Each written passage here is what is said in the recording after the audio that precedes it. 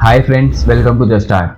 आज की इस वीडियो में हम बात करने वाले हैं कि इंडिया में कितने टाइप की कंपनी रजिस्ट्रेशन स्ट्रक्चर्स हैं और डिपेंडिंग अपॉन द बिजनेस या फिर स्टार्टअप जो आप शुरू करना चाह रहे हैं आपके लिए कौन सी बेस्ट रहेगी। तो मेक श्योर करिएगा कि इस वीडियो को आप लास्ट तक जरूर देखें टू गेट द अंडरस्टैंडिंग कि आपके लिए कौन सा कंपनी रजिस्ट्रेशन का स्ट्रक्चर ठीक रहेगा। और इस चीज़ की मैं गारंटी लेता हूं कि इस वीडियो को देखने के बाद आपको कोई और वीडियो देखने की ज़रूरत नहीं पड़ेगी और आपको 100% क्लैरिटी मिल जाएगी कि आपके लिए कौन सा कंपनी रजिस्ट्रेशन स्ट्रक्चर बेस्ट है। तो चलिए शुरू करते हैं। तो देखिए, सबसे पहले हम बात करते हैं जो सबसे एक फेमस स्ट्रक्चर है जो है प्रोप्राइटरशिप का। प्रोप्राइटरशिप में देखिए, अगर हम बात करें तो इसको रजिस्टर करने का कोई स्टैंडर्ड लॉ नहीं होता। प्रोप्राइटर जो है एक, अगर सपोज कीजिए आज मेरे को अगर प्रोप्राइटरशिप शुरू करनी है तो ये सिंपल प्रोप्राइटर के पैन से रजिस्टर हो जाएगी। इसके लिए कोई सेपरेट पैन या फिर कोई सेपरेट लॉ नहीं है। अब हम चलते हैं अनरजिस्टर्ड पार्टनरशिप फर्म की तरफ। देखिए, पार्टनरशिप फर्म जो है दो टाइप्स की होती है, एक अनरजिस्टर्ड और एक होती है रजिस्टर्ड। अगर हम बात करें लॉ के बारे में यानी कि, तो दोनों ही पार्टनरशिप फर्म्स चाहे रजिस्टर्ड हो या अनरजिस्टर्ड, पार्टनरशिप एक्ट 1932 के अंदर रजिस्टर होती है। उसके बाद हम चलते हैं, एक बहुत ही फेमस स्ट्रक्चर है जिसे हम बोलते हैं प्राइवेट लिमिटेड कंपनी। इसके बारे में डिटेल में मैं आपको थोड़ी देर में बताऊंगा। ये रजिस्टर होती है कंपनीज एक्ट 2013 में। एलएलपी कंपनी यानी कि लिमिटेड लायबिलिटी पार्टनरशिप, ये रजिस्टर होती है लिमिटेड लायबिलिटी पार्टनरशिप एक्ट 2008 में। और अब बात करते हैं 1% कंपनी, जो कि एक प्राइवेट लिमिटेड ही होती है पर ये सोलो फाउंडर्स के लिए बनी होती है और ये रजिस्टर होती है कंपनीज एक्ट 2013 में ही। चलिए अब बात करते हैं कि अगर इन बिजनेस एंटिटीज को आपको रजिस्टर कराना है तो नंबर ऑफ पर्सन्स की जरूरत कितनी होगी। अगर हम प्रोप्राइटरशिप की बात करें तो नंबर ऑफ पर्सन हमें सिर्फ एक चाहिए।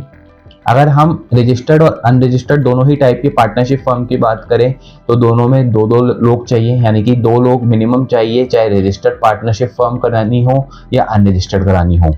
अब हम बात करते हैं प्राइवेट लिमिटेड कंपनी की। प्राइवेट लिमिटेड कंपनी में भी मिनिमम 2 लोग चाहिए, एलएलपी में भी मिनिमम 2 लोग ही चाहिए, और ओपीसी कंपनी में, यानी कि ओपीसी का तो नाम ही देखिए 1% कंपनी है, तो इसमें जो है सिर्फ आपको 1% चाहिए। 1% से मतलब कि आपको एक शेयर होल्डर चाहिए होगा और एक नॉमिनी। अगर आप सपोज कीजिए, अगर आज मैं अपनी बात करूं, अगर मुझे 1% कंपनी रजिस्टर करनी है तो मैं उसमें सोल शेयर होल्डर और सोल डायरेक्टर बन सकता हूं, बट मुझे एक नॉमिनी भी करना होगा। नॉमिनी मैं किसी को भी बना सकता हूं, अपनी वाइफ को, मदर को, या फिर अपने किसी क्लोज रिलेटिव को। नॉमिनी का कंसेप्ट इसलिए होता है क्योंकि इसमें सिर्फ एक शेयर होल्डर और डायरेक्टर होता है। कल को अगर उस शेयर होल्डर या डायरेक्टर को कुछ हो जाए तो उसकी प्लेस पर वो नॉमिनी आ सके। तो देखिए, अगर हम देखें सीधे टर्म्स में तो एक ही पर्सन चाहिए, पर आपको एक साथ में नॉमिनी भी लाना पड़ेगा। अब हम बात करते हैं नेम प्रोटेक्शन की। देखिए, प्रोप्राइटरशिप तो आपको पता ही है कि आप किसी भी नाम से रजिस्टर करा सकते हैं। इजीली आपको जो है प्रोप्राइटरशिप के नाम का करंट अकाउंट मिल जाता है, उसमें ऐसा कोई नेम प्रोटेक्शन है नहीं। अनरजिस्टर्ड पार्टनरशिप फर्म में भी आप किसी भी नाम से अनरजिस्टर्ड पार्टनरशिप फर्म रजिस्टर करा सकते हैं, कोई रिस्ट्रिक्शन है नहीं। अब हम बात करते हैं रजिस्टर्ड पार्टनरशिप फर्म की। देखिए, रजिस्टर्ड पार्टनरशिप फर्म में रिस्ट्रिक्शन है। रजिस्टर्ड पार्टनरशिप रजिस्टर कराने से पहले आपको देखना पड़ेगा कि जिस भी स्टेट में आप उसको रजिस्टर करा रहे हैं वहां के रजिस्टर ऑफ फर्म्स में ऑलरेडी वो नाम रजिस्टर ना हो और ऑलरेडी उस नाम का किसी ने ट्रेडमार्क ना करा रहा हो। तो प्लीज आप ये मेक श्योर करिएगा कि अगर आप रजिस्टर्ड पार्टनरशिप फर्म कराना चाह रहे हैं तो उसमें ये नेम रिस्ट्रिक्शन है। अब हम बात करते हैं प्राइवेट लिमिटेड कंपनी की। देखिए, प्राइवेट लिमिटेड कंपनी में भी नेम रिस्ट्रिक्शन होती है। प्राइवेट लिमिटेड, एलएलपी और ओपीसी तीनों में ही सेम नेम रिस्ट्रिक्शन है। यानी कि अगर आज आप कोई प्राइवेट लिमिटेड कंपनी रजिस्टर करा रहे हैं, एलएलपी या ओपीसी, उसको रजिस्टर कराने से पहले आपको अपने कंसल्टेंट से, अपने सीए या सीएस से आपको ये चेक कराना पड़ेगा कि उस नाम से ऑलरेडी जो है कोई प्राइवेट लिमिटेड, एलएलपी या फिर ओपीसी रजिस्टर ना हो और उस नाम से कोई किसी ने ट्रेडमार्क नहीं ले रहा हो। ये बात मैं आपको समझाता हूँ। सपोज कीजिए, उदाहरण के तौर पर अगर आज मुझे एक प्राइवेट लिमिटेड कंपनी रजिस्टर करानी है और मैं उसका नाम रखना चाहता हूँ सुनील एंटरप्राइजेस प्राइवेट लिमिटेड, कुछ भी XYZ, तो मुझे देखना पड़ेगा और मैं उसके बिजनेस ऑब्जेक्ट्स जो हैं वो रखना चाहता हूँ ट्रेडिंग के। तो ये मुझे मेक श्योर करना होगा कि Sunil enterprise private limited already registrar of companies के पास रजिस्टर ना हो और इस नाम का, सुनील एंटरप्राइज का, किसी ने ट्रेडमार्क रजिस्टर ना करा रखा हो। और यही सेम कॉन्सेप्ट फॉलो होता है चाहे हम लिमिटेड लाइबिलिटी पार्टनरशिप की बात करें या फिर 1% कंपनी की बात करें। चलिए दोस्तों, अब आते हैं हम लाइबिलिटी पे। देखिए, लाइबिलिटी में प्रोप्राइटरशिप में आपको पता ही है कि अनलिमिटेड लाइबिलिटी होती है, क्योंकि देखिए बहुत ही छोटा बिजनेस स्ट्रक्चर है, इजी टू रजिस्टर है और इसमें कोई लाइबिलिटी प्रोटेक्शन नहीं होती। यानी कि अगर आप आज एक प्रोप्राइटरशिप शुरू करते हैं और उसमें आपके ऊपर कोई बिजनेस लाइबिलिटी आती है तो आपके पर्सनल एसेट्स को अटैच कर दिया जाएगा, क्योंकि देखिए कोई लीगल डिस्टिंक्शन नहीं होती। प्रोप्राइटर में और प्रोप्राइटरशिप में कोई फर्क नहीं होता, दोनों को सेम ही माना जाता है। और प्रोप्राइटर जो प्रोप्राइटरशिप होती है वो एक प्रोप्राइटर के पैन से ही रजिस्टर होती है। सेम विद पार्टनरशिप फर्म, इसमें भी पार्टनर्स की अनलिमिटेड लाइबिलिटी होती है, कोई प्रोटेक्शन नहीं है। और चाहे हम रजिस्टर्ड पार्टनरशिप फर्म की भी बात करें, उसमें भी अनलिमिटेड लाइबिलिटी है पार्टनर्स की, कल को कोई बिजनेस लॉस हो जाता है। वहीं अगर हम बात करें बाकी रिमेनिंग 3 स्ट्रक्चर्स की, चाहे प्राइवेट लिमिटेड हो, एलएलपी हो या ओपीसी हो, तीनों में ही लिमिटेड लाइबिलिटी प्रोटेक्शन है। यानी कि मैं आपको बता देता हूँ इसका मतलब क्या है कि कल को अगर आपके बिजनेस में कोई नुकसान हो जाता है और वो जेन्युइन बिजनेस फेलियर है या फिर जेन्युइन बिजनेस लॉस है, तो एक लीगल डिस्टिंक्शन होगी आपकी कंपनी के बीच में और आपके पर्सनल एसेट्स के बीच में। उस लॉस को जो पूरा है वो कंपनी ही करेगी, उसके लिए आपको पर्सनल एसेट्स अपने जो है उसमें कंट्रीब्यूट नहीं करने पड़ेंगे। बशर्ते आप एक बात यहाँ पे जरूर याद रखिएगा कि वो बिजनेस लॉस जो है वो जेन्युइन होना चाहिए, उसमें कोई भी फ्रॉड का एंगल नहीं होना चाहिए। अब हम बात करते हैं नेक्स्ट क्राइटेरिया की, क्रेडिबिलिटी की। देखिए, प्रोप्राइटरशिप का जो प्रोप्राइटरशिप की क्रेडिबिलिटी है वो बिल्कुल लो है, क्योंकि देखिए कोई रजिस्ट्रेशन नहीं होता, कुछ नहीं होता। अगर हम पार्टनरशिप फर्म की बात करें, अनरजिस्टर्ड पार्टनरशिप फर्म की, इसकी भी देखिए जो क्रेडिबिलिटी है काफ़ी लो है। रजिस्टर्ड पार्टनरशिप फर्म की भी अगर हम यहाँ तक बात करें तो क्रेडिबिलिटी इसकी भी लो ही मानी जाती है। प्राइवेट लिमिटेड की काफ़ी हाई मानी जाती है, क्योंकि आपको एक लीगल रिकॉग्नाइजेशन सर्टिफिकेट मिलता है आरओसी से और आप इसको पब्लिकली एमसीए पे जाके इसका डाटाबेस एक्सेस भी कर सकते हैं। वही सेम है एलएलपी के लिए भी और ओपीसी के लिए भी, क्योंकि इनमें भी लीगल रिकॉग्नाइज सर्टिफिकेट मिलता है आरओसी की तरफ से, तो क्रेडिबिलिटी काफ़ी हाई रहती है। अब हम बात करते हैं पब्लिक सर्च की। देखिए, पब्लिक सर्च में प्रोप्राइटरशिप में अगर आप पब्लिक सर्च देखेंगे तो प्रोप्राइटरशिप में कोई आपके नाम के बारे में जान नहीं सकता, इसकी कोई पब्लिक सर्च वैल्यू नहीं होती। सेम होता है अनरजिस्टर्ड फर्म और रजिस्टर्ड पार्टनरशिप फर्म में भी कोई पब्लिक सर्च करके आपके बिजनेस एंटिटी के बारे में उसकी क्रेडिबिलिटी या कुछ पता नहीं लगा सकता। वहीं अगर हम बात करें प्राइवेट लिमिटेड की, एलएलपी की या फिर ओपीसी की, इनकी क्रेडिबिलिटी काफ़ी हाई रहती है, पब्लिक सर्च हाई रहती है, क्योंकि इनका सारा डाटा जो है एमसीए के डाटाबेस में होता है और कोई भी जाकर उस डाटा को इंस्पेक्शन के थ्रू एक्सेस कर सकता है। चलिए अब बात करते हैं फंडिंग के बारे में, क्योंकि देखिए फंडिंग एक बहुत ही इंपॉर्टेंट इशू है और किसी भी बिजनेस को ग्रो करने के लिए फंडिंग का एक बहुत ही इंपॉर्टेंट रोल रहता है। अगर हम फंडिंग की बात करें तो प्रोप्राइटरशिप में बस एक ही सोर्स होता है फंडिंग का, या तो पर्सनल सेविंग या bank loan. Unregistered partnership firm और रजिस्टर्ड पार्टनरशिप फर्म में भी सेम ही रहता है। अगर हम प्राइवेट लिमिटेड कंपनी और एलएलपी के बारे में बात करें तो प्राइवेट लिमिटेड में देखिए, आपने सुना ही होगा जितने भी इंडिया के बड़े स्टार्टअप्स हैं जिनमें करोड़ों अरबों रुपए की फंडिंग आ रही है, सब के सभी प्राइवेट लिमिटेड कंपनी में रजिस्टर होते हैं। द रीजन बीइंग क्योंकि उसमें इक्विटी शेयर्स का कंसेप्ट होता है, यानी कि कल को अगर आपकी प्राइवेट लिमिटेड कंपनी में कोई इन्वेस्टर इन्वेस्ट करता है तो उसको इन्वेस्टमेंट के against private limited company shares issue कर सकती है। तो इसलिए जो है इन्वेस्टर्स, अगर हम प्राइवेट इक्विटी इन्वेस्टर्स या वीसी की बात करें तो सिर्फ और सिर्फ वो प्राइवेट लिमिटेड में ही इन्वेस्ट करते हैं। एलएलपी कंपनी भी एंजल इन्वेस्टर्स और वीसी से फंडिंग ले सकती है, पर देखिए ये आमतौर पर होता नहीं है। मोस्टली वीसी जो है वो प्राइवेट लिमिटेड में ही इन्वेस्ट करना पसंद करते हैं इक्विटी कैपिटल स्ट्रक्चर की वजह से। ओपीसी कंपनी में देखिए एक ही शेयर होल्डर रह सकता है और ये सिर्फ और सिर्फ बैंक लोन ले सकती है, या फिर जो एक शेयर होल्डर है वो इसको लोन दे सकता है, दैट्स इट। इसके अलावा 1% कंपनी में देखिए कोई फंडिंग का सोर्स नहीं रहता। चलिए दोस्तों, बात करते हैं सर्टिफिकेट के बारे में। जैसा कि मैंने आपको बताया कि प्रोप्राइटरशिप जो है वो अनरजिस्टर्ड बिजनेस है, तो इसमें कोई सर्टिफिकेट नहीं होता। अनरजिस्टर्ड पार्टनरशिप फर्म में भी कोई सर्टिफिकेट नहीं होता।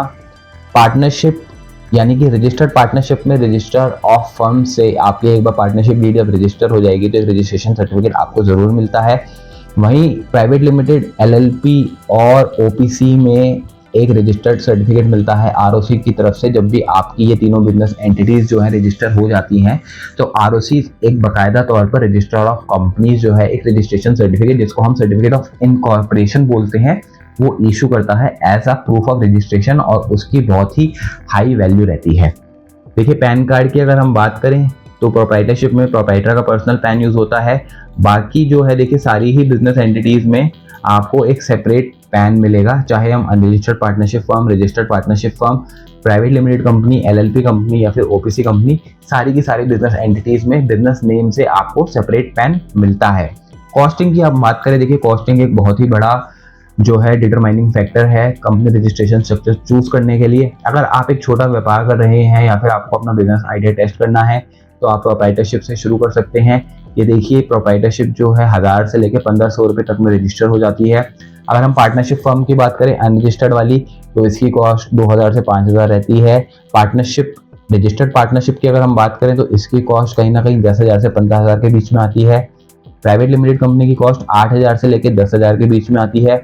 एलएलपी कंपनी की कॉस्ट 6,000 से 8,000 और वहीं ओपीसी कंपनी की कॉस्ट 7,000 से 10,000 के बीच में रहती है। अब हम बात करते हैं एक बहुत ही इंपॉर्टेंट फैक्टर के बारे में, टैक्स रेट के बारे में।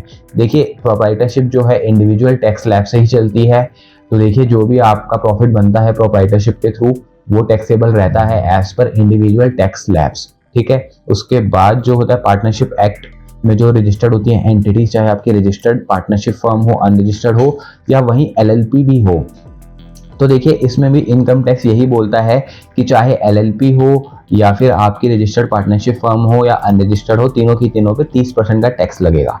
वहीं अगर हम प्राइवेट लिमिटेड की बात करें तो यहाँ आपको टैक्स बेनिफिट मिलता है, कॉर्पोरेट टैक्स बेनिफिट। यहाँ पे जो टैक्स रेट रहता है वो 25 से लेकर 30% के बीच में रहता है, डिपेंडिंग अपॉन कि आपकी जो प्राइवेट लिमिटेड है वो मैन्युफैक्चरिंग कर रही है या क्या बिजनेस एक्टिविटीज है। और वहीं अगर ओपीसी की भी बात करें, क्योंकि देखिए ओपीसी भी एक टाइप की प्राइवेट लिमिटेड ही होती है, तो उसका भी टैक्स रेट जो है वो प्राइवेट लिमिटेड वाला ही है। जीएसटी रेट की अगर हम बात करें तो देखिए यहाँ जीएसटी रेट्स में कोई डिफरेंस नहीं है। जीएसटी रेट्स जो है 500 बिजनेस एंटिटीज के सेम है, चाहे आप कोई बिजनेस प्रोप्राइटरशिप में करो या वही सेम बिजनेस प्राइवेट लिमिटेड में करो, जो उसका एचएसएन कोड से जीएसटी रेट निकलेगा वो सेम ही होगा, यहाँ पे कोई डिफरेंस नहीं है। अब हम बात करते हैं बहुत ही इंपॉर्टेंट फैक्टर के बारे में, जो कि है प्रोसेस कि इन सब बिजनेस एंटिटीज को रजिस्टर करने का प्रोसेस क्या होता है। देखिए प्रोप्राइटरशिप में कोई लीगल एंटिटी सर्टिफिकेट तो होता नहीं है, इसमें आपको जो है अपना पैन कार्ड ही देना होता है, प्रोप्राइटर का पैन कार्ड ही होता है। उसके बाद आप एक जीएसटी सर्टिफिकेट ले लीजिए, उसके बाद शॉप एंड एक्ट में रजिस्टर करा लीजिए, एक सीए अपॉइंट कर लीजिए प्रोफेशनल टैक्स और फसाई के लिए। अगर आपका फूड बिजनेस है तो फसाई लाइसेंस लेना पड़ेगा और इन सब डॉक्यूमेंट्स के बेसिस पे आपको एक करंट अकाउंट ओपन करा के दे दिया जाएगा। वहीं अगर हम बात करें अनरजिस्टर्ड पार्टनरशिप फर्म में, देखिए यहाँ एक डीड बनती है जिसको रजिस्टर्ड पार्टनरशिप डीड बोलते हैं। उसके बाद वो डीड बनने के बाद पैन अप्लाई होता है, पैन अप्लाई होने के बाद एक करंट अकाउंट खुलता है और करंट अकाउंट के बाद आप जीएसटी अप्लाई कर सकते हैं। जीएसटी अप्लाई जो है देखिए आप पैन आने के बाद भी कर सकते हैं, जीएसटी के लिए बैंक अकाउंट जरूरी नहीं है। वहीं अगर हम बात करें रजिस्टर्ड पार्टनरशिप में, देखिए यहाँ पे सारा काम सेम ही होता है, पर यहाँ पे बस एक डिफरेंस ये आता है कि जो आपकी डीड होती है ये रजिस्ट्रार ऑफ फर्म्स के पास रजिस्टर होती है, डिपेंडिंग अपॉन द स्टेट, आप किस स्टेट में करा रहे हैं। आपको डीड बनाने के बाद रजिस्ट्रार ऑफ फर्म से ऑनलाइन अपॉइंटमेंट लेनी पड़ेगी और उसके बाद जो है आपको एक रजिस्टर्ड डीड मिल जाएगी और उसके बाद आप पैन अप्लाई कर सकते हैं, जीएसटी ले सकते हैं और करंट अकाउंट खुलवा सकते हैं। अब बात करते हैं प्राइवेट लिमिटेड कंपनी में। देखिए प्राइवेट लिमिटेड कंपनी में मिनिमम 2 डायरेक्टर्स और 2 शेयर होल्डर्स चाहिए होते हैं, उन दोनों ही लोगों के डीएससी बनेंगे। उसके बाद जो है नेम अप्रूवल के लिए फाइल करना पड़ेगा एमसीए में रन एप्लीकेशन। उसके बाद मेमोरेंडम और आर्टिकल्स बनते हैं। उसके बाद हम एमसीए में स्पाइस फॉर्म्स फाइल करते हैं। अप्रूवल होने के बाद सर्टिफिकेट ऑफ इनकॉर्पोरेशन और पैन आ जाता है और उसके बाद हम करंट अकाउंट और जीएसटी खुद ले सकते हैं। देखिए सेम प्रोसेस रहता है एलएलपी कंपनी और ओपीसी में भी, सब में ही डीएससी अप्लाई होते हैं, नेम अप्रूवल करना पड़ता है। यहाँ पे बस एलएलपी एग्रीमेंट आपको एक एडिशनल होगा जो कि एलएलपी बनने के बाद होगा। वहीं उसके बाद आपको सीओआई पैन मिल जाएगा और उसके बाद आप जीएसटी और करंट अकाउंट ले सकते हैं। फ्रेंड्स मुझे लगता है कि इस वीडियो में जो है आपको बहुत सारी इन्फॉर्मेशन डिटेल में मिल गई है कि आपके ऊपर कौन सी जो है कंपनी रजिस्ट्रेशन बेस्ट रहेगी। अगर आप अभी भी डाउटफुल हैं तो आप नीचे दिए गए लिंक पर क्लिक कर हमारे एक्सपर्ट कंसल्टेंट से कनेक्ट कर सकते हैं, जो कि आपको इन डिटेल कंसल्टेशन दे देंगे डिपेंडिंग अपॉन योर बिजनेस कि आपके लिए अभी इस स्टेज पर कौन सी कंपनी रजिस्ट्रेशन स्ट्रक्चर जो है बेस्ट रहेगा। दोस्तों अगर ये वीडियो आपको अच्छी लगी तो वीडियो को लाइक और चैनल को सब्सक्राइब करना मत भूलिएगा। नेक्स्ट वीडियो तक के लिए bye bye and take care.